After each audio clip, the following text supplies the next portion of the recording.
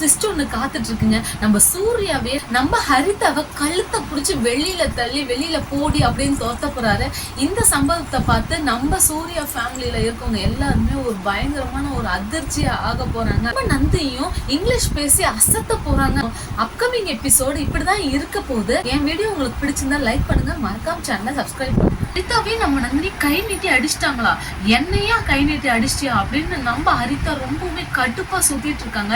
ஏற்கனவே நம்ம ஹரிதாவோட முகத்தை பார்க்க முடியாது. இப்ப ரொம்ப டென்ஷனாகவும் ரொம்பவுமே கட்டுப்படுத்த மாதிரியும் நம்ம ஹரிதா இருந்துட்டு இருக்காங்க.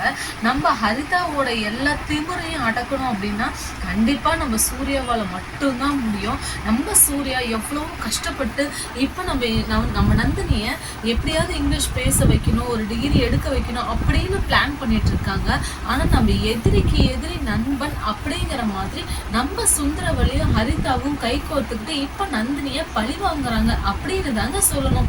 அதே மாதிரிதான் இப்ப நம்ம நந்தினி கொஞ்சம் கூட எதுக்குமே சலிச்சுக்கலங்க.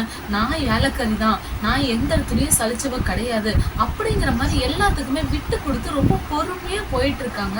நம்ம சூர்யா இதுக்கெல்லாம் என்ன ரியாக்ட் பண்ண போறாரு அப்படிங்கறத அப்கமிங் எபிசோடா இருக்க போது. இங்கிலீஷ் கத்துக்கணும் அப்படின்னு ரொம்பவுமே ஆசையா இருந்துட்டு இருக்காங்க. அதுவும் நம்ம சூர்யாவுக்காக என்னதான் கத்துக்கணும் அப்படின்னு நினைச்சாலும் நம்ம சூர்யா எப்பவுமே கூட இருக்க போறது இல்ல.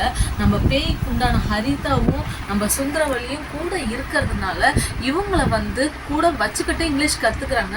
இங்கிலீஷ் வாத்தியாரையும் அசிங்கப்படுத்தி அவமானப்படுத்தி வீட்டை விட்டு வெளியில போக வச்சிடறாங்க அப்படின்னு தான் சொல்லணும். பத்தாயிரத்துக்கு நம்ம ஹரிதாவை நம்ம நந்தினி கை நீட்டி அடிச்சிருக்காங்க இல்லையா, அந்த கை நீட்டி அடிச்சதை மனசுல வச்சுக்கிட்டு சூர்யா கிட்ட சொல்லுவியா அப்படிங்கிற மாதிரி இருந்துட்டு இருக்காங்க.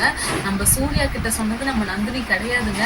ஆனா இருந்தும் நம்ம கல்யாணம் மாட்டிக்கிட்டாரு. நம்ம நந்தினியோட பார்வையினாலே நம்ம கல்யாணம் மாட்டிக்கிட்டாரு அப்படின்னு தான் சொல்லணும். நம்ம கல்யாணமும் ரொம்ப பாவங்க.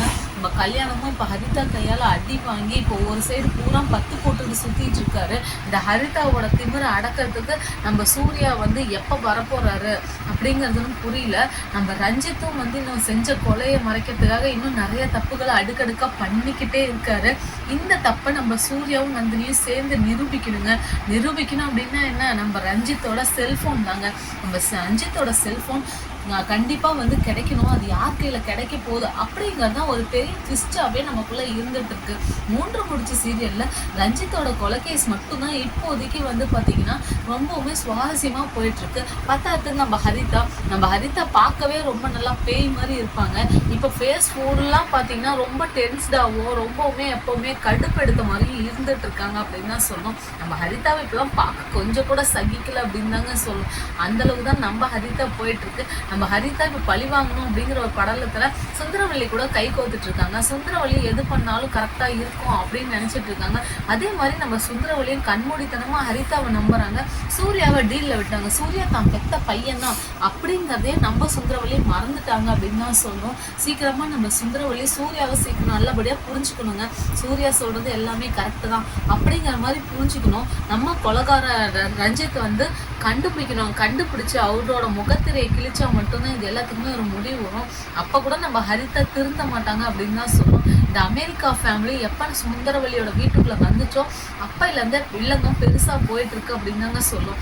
அது மட்டும் இல்லாம இப்ப அடுத்ததா நந்தினிக்கு வரக்கூடிய சோதனை பாத்தீங்கன்னா இங்கிலீஷ் கத்துக்க கூடாது அப்படிங்கிறது தான். இந்த இங்கிலீஷ் கத்துக்க கூடாது அப்படிங்கிறத இன்னும் எத்தனை நாளைக்கு இழுக்க போறாங்க அப்படிங்கிறது தெரியல.